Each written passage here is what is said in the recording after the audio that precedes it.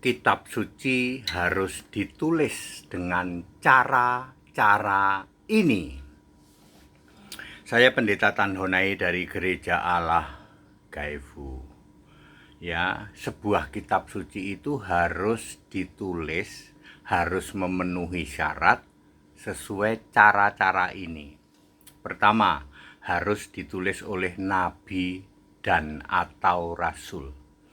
Harus digenapi apa yang tertulis tentang aku di dalam Taurat yang ditulis oleh Nabi Musa, di dalam Mazmur Daud, Mazmur yang ditulis oleh Nabi Daud, dan kitab nabi-nabi, kitab-kitab yang ditulis oleh nabi-nabi. Lalu Yesus membuka pikiran mereka mengerti kitab suci. Jadi Yesus sendiri berkata kitab suci itu harus ditulis oleh nabi-nabi. Itu perjanjian lama. Ya, Lukas 24 ayat 44 dan 45. Sedangkan di perjanjian baru Yesus berkata, jangan kamu beritakan atau jangan kamu tulis penglihatan ini sebelum anak manusia dibangkitkan dari antara orang mati. Matius 17 ayat 9. Ini validasi dari Yesus, jangan kamu tulis ya sebelum aku bangkit. Jadi kitab suci ditulis oleh para rasul untuk perjanjian baru, 8 rasul. 26 nabi menulis perjanjian lama, 8 rasul menulis perjanjian baru. Kalau kitabmu tidak ditulis oleh nabi dan atau rasul, gugur jadi kitab suci. Nggak usah kamu koar-koarkan. Sampai kiamat kamu tidak bisa membuktikan kitabmu ditulis oleh nabi dan atau rasul. Kitabmu gugur, tidak memenuhi syarat kitab suci. Yang kedua, harus ditulis dengan cara ilham Allah. 2 Timotius 3 ayat 16, segala tulisan yang diilhamkan Allah ya untuk hal-hal masa lampau. Musa hidup tahun 1500 sebelum Masehi. Kok dia bisa menulis tentang Adam? Selisih antara Adam dengan Musa itu 4500 tahun. Paulus kok bisa menulis tentang Musa? Padahal Paulus sama Musa selisihnya berapa? Ya 1500 juga, 1500 tahun. Ya, seperti itu ya. Paulus kok bisa menulis dosa waris? Dosa warisannya Adam. Selisih antara Adam dan Paulus itu 6000 tahun. Kok bisa? Itu yang disebut ilham Allah. Yang kedua, harus dengan cara pewahyuan. Ya, diwahyukan.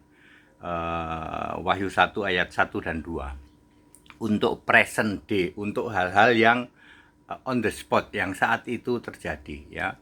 Misalnya Lukas bisa menulis tentang Yesus ya. Ada hal-hal yang diwahyukan sesuai tempat kejadian ya, sesuai tempat peristiwa.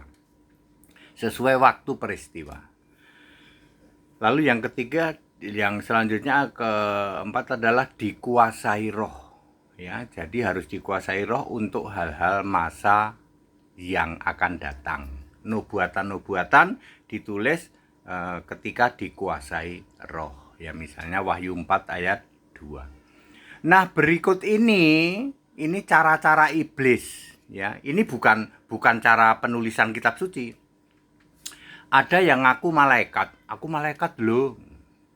Ya, malaikat suka tempat gelap. Lalu malaikat ini maksa-maksa kepada seseorang, padahal orang ini bukan nabi. Ya pokoknya nggak tahulah, pokoknya bukan nabi, bukan rasul. Ayo baca. Ya, aku nggak bisa baca. Pokoknya baca. Ya, soalnya malaikatnya juga nggak bisa baca. Dia kan harus laporan sama bosnya. Tadi udah aku suruh baca dia, padahal malaikatnya ya nggak bisa baca. Entas dia baca apa itu pokoknya. Ya seperti itu. Maksa ya. Ayo baca. Kalau nggak baca tak cekik lehermu. Yang kayak gitu cara-cara iblis ya, di tempat gelap ya, kayak gitu. Kemudian yang kedua adalah bukan kepada orang yang tepat ya. tidak disampaikan kepada nabi atau rasul. Dia bukan nabi ya. Ada kan sekarang ini tukang ngamen. Tukang ngamen bermata juling ya. Ngaku aku didatangi malaikat dibilang kamu jadi nabi ya. Padahal dia nabi Belgedes, tukang ngamen bermata juling, ngaku nabi, ngaku naik mobil sport di surga katanya, mobil sport roda 3 katanya. Bukan nabi, aku dapat firman katanya ya. Firman disampaikan kepada sembarang orang ya. Tukang ngamen dicomot-comot ngaku jadi nabi ya, mata juling ya toh. Belum pernah naik mobil dia, jadi dia berhalusinasi. Aku di surga naik mobil sport roda 3 katanya. Kemudian itu cara-cara iblis yang kayak gitu ya. Cara-cara bapak lah, bapak kan iblis ya, bapak iblis.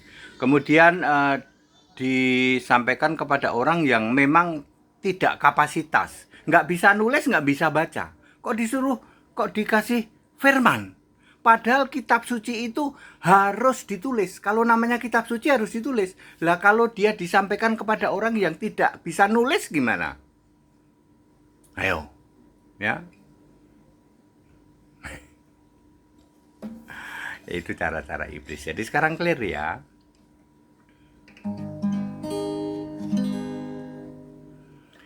Hanya Yesuslah yang bisa membuka pikiranmu, melenyapkan selubung, supaya tidak tumpul.